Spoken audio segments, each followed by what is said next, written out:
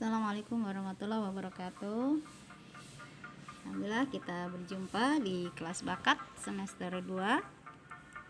Bahkan semester lalu kita sudah membahas tentang bakat dan juga ST30 ya. Untuk semester ini kita akan belajar tentang tema bakat atau bahasa-bahasa bakat yang akan kita bagi menjadi beberapa video. Masih di tema bakat pada talent mapping ya, Abah Rahmayani bersama saya. Baik, kita tahu bahwa kita memiliki setiap manusia ya, Abah Rama menemukan bahwa setiap manusia itu paling tidak memiliki 34 bakat. Ada bakat kuat, ada bakat lemah ya. Biasanya sekitar ada 7 bakat teratas, bakat kuat, dan juga ada 7 bakat terlemahnya atau kelemahannya. Nah, sesungguhnya dalam Al-Quran juga sudah dikatakan bahwa setiap orang itu memiliki potensi masing-masing ya, yang memiliki tugas dan mengemban misi di bumi ini ya, mengisi kehidupannya dengan tugas yang sudah berikan Allah dalam surat Al-A'raf ayat Al-Isra ayat 84. Katakanlah tiap-tiap orang berbuat menurut syakilah masing-masing, maka Tuhanmu lebih mengetahui dan lebih benar jalannya. Nah, ini ayatnya bahwa setiap orang memiliki kekuatan, tinggal bagaimana kita menemukan kekuatan itu, menemukan syakilah itu ya. Kalau kita tidak pernah mencoba, maka kita tidak tahu mana syakilah kita atau potensi kita. 34 tema bakat ya, tadi dari mulai achiever, aktivator dan seterusnya. Kalian bisa lihat juga punya kalian hasil talent mapping kalian di file masing-masing. Nah, setiap orang itu memiliki semua bakat ini, hanya ada bakat-bakat yang kuat dan juga ada yang lemah ya. Setiap orang berbeda satu sama lain meskipun dia kembar. Yang membedakan antara satu orang dengan seorang lain adalah urutan bakatnya. Jadi tidak ada yang sama ya. Kemungkinan kecil orang itu memiliki urutan bakat yang sama ya. Mungkin ada yang satunya nomor 1, ada yang achievernya di nomor 1, ada yang di nomor 5, ada yang nomor 10 dan seterusnya ya. Tidak ada yang sama persis urutan, belum ditemukan urutan yang sama persis bakat seseorang. Nah, kita akan bahas tentang 5 bakat teratas ya, 5 bakat yang dimulai huruf A dulu ya. Nah, kita akan bahas satu persatu ya. Silakan kalian cek kembali apakah bakat kalian ada di antara bakat-bakat ini. Achiever, kemudian aktivator, kemudian adaptability, kemudian analytical, dan arranger. Ini kita akan bahas satu persatu. Ini adalah achiever ya. Achiever memiliki sifat, orang yang memiliki bakat achiever memiliki sifat memiliki stamina yang tinggi dan selalu bekerja keras. Jadi tipenya orangnya sangat pekerja ya, sangat mementingkan pekerjaan seperti itu ya, dan memiliki semangat yang tinggi. Ciri-cirinya ya, ciri-ciri orang yang memiliki bakat achiever itu dia tidak pernah puas dengan apa yang diperoleh sekarang ya. Dia ingin lebih dan lebih ya. Kemudian dia juga menetapkan target yang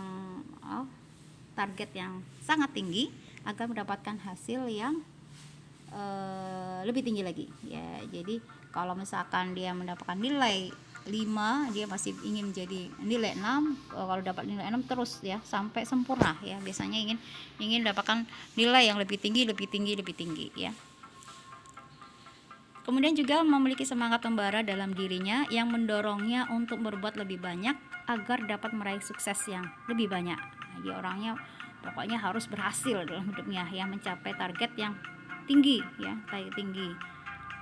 Juga tidak menyukai kegiatan-kegiatan yang rutin yang membosankan, yang bersifat rutin seperti itu. Jadi ingin selalu berbeda kemudian dan lebih menantang. Itu ciri-ciri dari seorang yang memiliki bakat achiever ya, pekerja keras ya, dia disebut dengan pekerja keras. kurang lebih ya. Ini pekerjaan-pekerjaan yang berhubungan dengan marketing ya. Orang marketing itu harus mendapatkan target yang jelas. Sales juga sama, harus target penjualan harus jelas ya, lebih tinggi, meningkat. Dia seorang teknisi juga sama, harus sempurna, harus lebih baik ya, teknisi lapangan maupun teknisi perusahaan seperti itu. Juga seorang relawan ya, seorang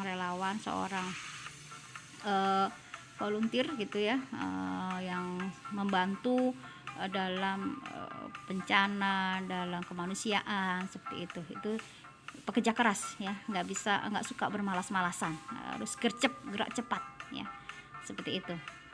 Ini adalah achiever. Kemudian yang kedua, aktivator. Aktivator memiliki sifat dapat membuat sesuatunya terjadi dengan mengubah pikiran menjadi tindakan. Ya, aktivator itu tidak ingin hanya sebatas wacana atau pemikiran, tapi ingin selalu ini harus dikerjakan, ini harus direalisasikan ya. Jadi yang adanya cuma ide menjadi sebuah gerakan ya, sebuah aksi. Ciri-cirinya adalah dia seringkali bertanya kapan saya dapat segera memulai, nggak sabar untuk melakukan aktivitas ya. Kalau ada ide, pengen cepet-cepet, ayo kita kerjakan sekarang, seperti itu.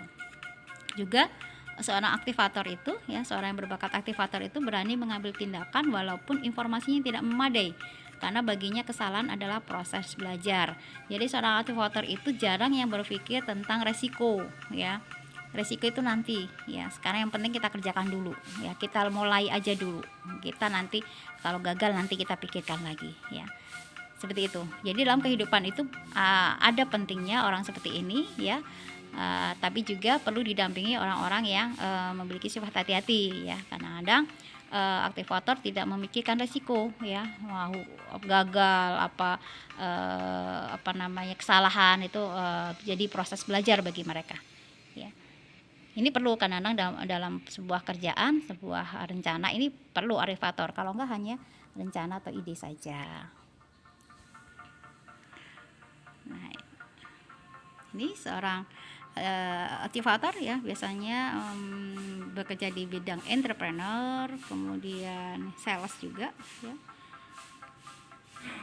seperti itu ya. Jadi aktivator selalu ingin bergerak cepat ya, segera dilaksanakan.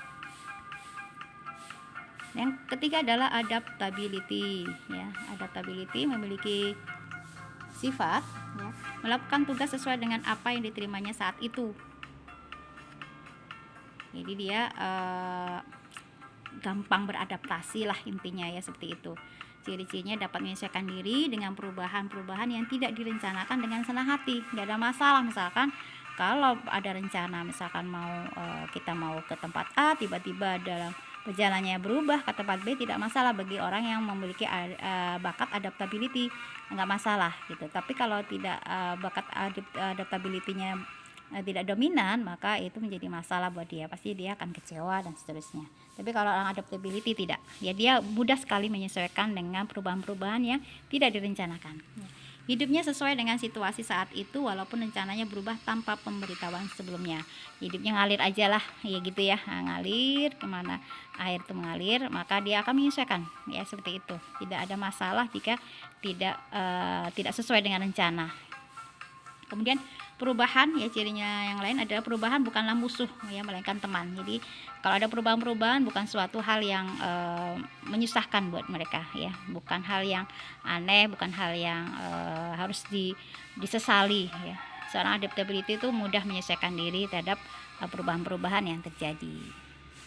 Nah, pekerjaan-pekerjaan yang biasanya berhubungan dengan orang yang berbakat adaptability, yaitu contohnya adalah seorang wartawan ya. Yaitu wartawan tuh harus adaptability, harus mudah menyesuaikan dengan lingkungan, mau di lingkungan apa saja seperti itu. Kemudian reporter ya, mau di luar, mau di dalam, mau di pasar, mau di jalan raya ya, mau di malam hari dan seterusnya, di tempat perang, atau yang bekerja di bidang UGD, di dunia UGD ya, di ruang UGD ya, itu juga mudah menyesuaikan ya, sesuai dengan pasien yang ada seperti itu. kemudian seorang petugas pemadam ya kebakaran, itu juga harus adaptability gitu ya, mau memadamkan kemana, nggak boleh mengeluh ya, nggak boleh kecewa gitu. Kemudian juga seorang customer service yang biasanya ada di perusahaan-perusahaan atau bank-bank ya. Nah, itu juga seorang yang adaptability menghadapi konsumen atau menemui nasabah dengan berbagai ragam watak ya. Dia harus bisa menyesuaikan diri, atau ditempatkan di mana saja juga dia bisa menyesuaikan diri. Kemudian juga ini dispatcher ya. Dispatcher itu orang yang mengatur lalu lintas ya, atau lalu lintas listrik atau kereta api dan sebagainya ya, dengan menghadapi berbagai kejadian ya. Itu kan monitornya banyak gitu ya. Dia harus bisa menyesuaikan diri dengan keadaan masing-masing monitor itu, keadaan di mana dan dalam kondisi apa ya.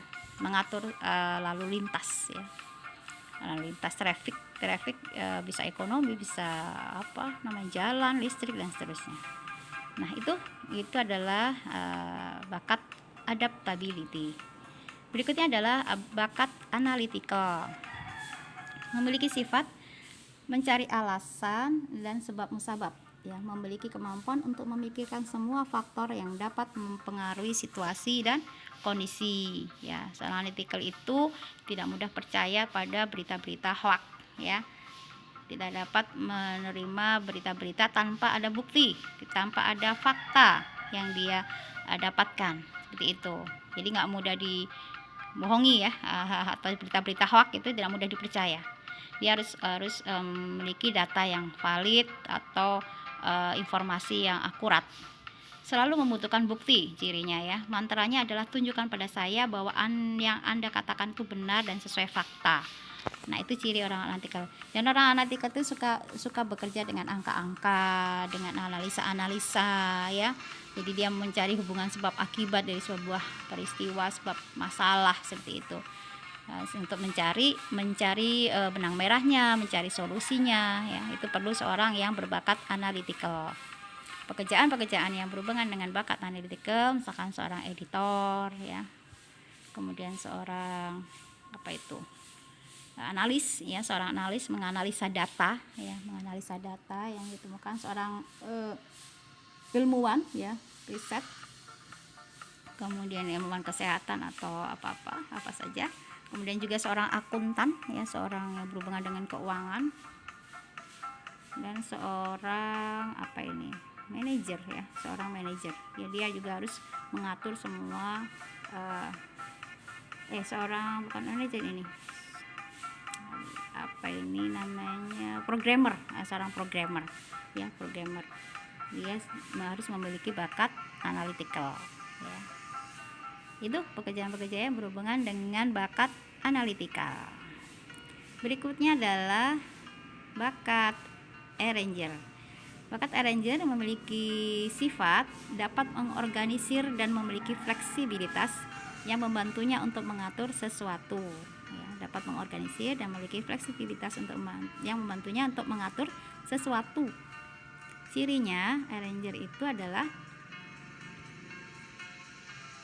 selalu berusaha memikirkan kembali atas sesuatu ya. Slogannya adalah pasti ada jalan yang lebih baik. Seorang arranger itu bisa mengatur semua sumber daya yang ada ya, itu dengan baik ya. Sumber daya yang ada bisa manusia, bisa alam, bisa bahan baku yang ada. Jadi modal atau sumber daya yang dimiliki itu bisa diaturnya dengan baik ya, karena dia bisa menemukan sesuatu yang jalan yang terbaik atau komposisi yang terbaik dari sebuah organisasi atau sebuah instrumen seperti itu. Kemudian jika seorang koordinator berhadapan dengan situasi yang sulit yang melibatkan banyak faktor, senang mengatur semuanya, meluruskannya kembali sampai yakin telah mengaturnya dalam konfigurasi yang sangat produktif. Nah, arranger itu tahu gitu kan, ini harus di tempat di mana, ini harus bekerja di bagian apa, ini fungsinya untuk apa. Jadi dia mengatur dalam posisi yang pas ya. Pas ini bahan ini harusnya ditaruh di mana, dipakai untuk apa, dan seterusnya. Itu seorang arranger ya. Pekerjaan-pekerjaan yang berhubungan dengan bakat arranger antara lain ini seorang programmer juga sama, kemudian seorang event organizer ya, seorang organizer sebuah peristiwa sebuah kegiatan organisasi ya. Nah, dia mengatur semua elemen-elemen yang ada sampai ke budget juga seorang supervisor ya, pengawas. Kemudian juga seorang manajer, jelas ya, dia mengatur sumber daya manusia yang ada di tempatnya, di perusahaannya gitu. Jadi dia mengatur sampai dapat konfigurasi yang produktif ya, sehingga mencapai hasil yang maksimal. Itu 5 bakat yang teratas ya, yang berhubungan dengan huruf A ya, masih diawali dengan huruf A. Semua yang perlu diingat adalah bakat ini ya adalah sebuah sifat yang produktif ya, sifat yang produktif, bukan aktivitas ya, bukan aktivitas tapi sifat. Dalam kamus sebenarnya kata sifat itu banyak sekali, tetapi yang produktif itu sekitar 34. Maka 34 sifat produktif ini semua ada pada diri manusia, hanya ada yang dominan dan ada juga yang lemah. Nah, tinggal kalian cari, kalian lihat kembali di talent mapping kalian, assessment, apakah ada bakat kalian di 5 ini ya, ada salah 1, salah 2, salah 3, salah 4, salah 5, atau yang ada di hasil assessment ya tertulis tapi tidak merasa kalau kalian memiliki, atau yang merasa memiliki tapi di talent mapping tidak ada.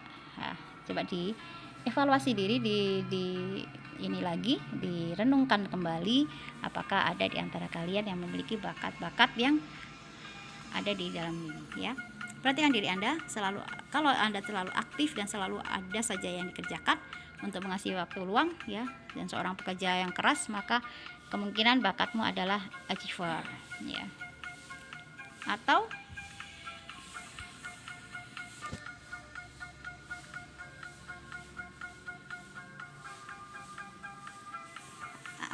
ini sering bertindak, tidak sabar untuk bertindak walaupun terkadang salah ya. Ini seorang penggerak, nggak bisa diem ya, itu biasanya memiliki bakat aktivator. Berarti kamu memiliki bakat aktivator.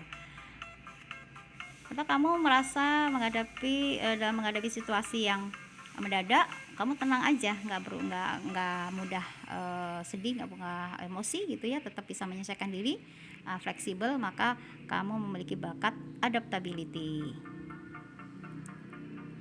Atau kamu suka dengan menghitung-hitung ya, menyangkut data dan angka, menghubung-hubungkan data yang satu dengan yang lain, maka kamu memiliki bakat analytical.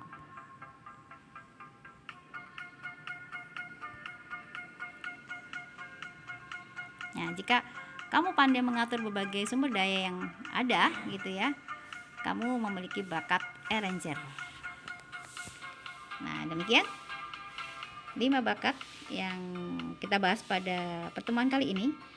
Tugas kalian adalah mencari ya, menemukan fitur unik, karena setiap orang memiliki fitur unik yang berupa sifat produktif tadi, atau disebut dengan bakat ya. Setiap orang, yakinlah bahwa setiap orang itu adalah special limited edition ya, tidak ada yang sama dengan kita ya, tidak ada yang sama. Pasti kita ini adalah satu yang spesial yang Allah turunkan ke bumi ini dengan tugas yang sesuai dengan bakat-bakat yang sudah diinstal pada diri kita. Tugasmu adalah temukan fitur unikmu. Demikian teman kita kali ini. Terima kasih atas perhatiannya. Kita akhiri. Assalamualaikum warahmatullahi wabarakatuh.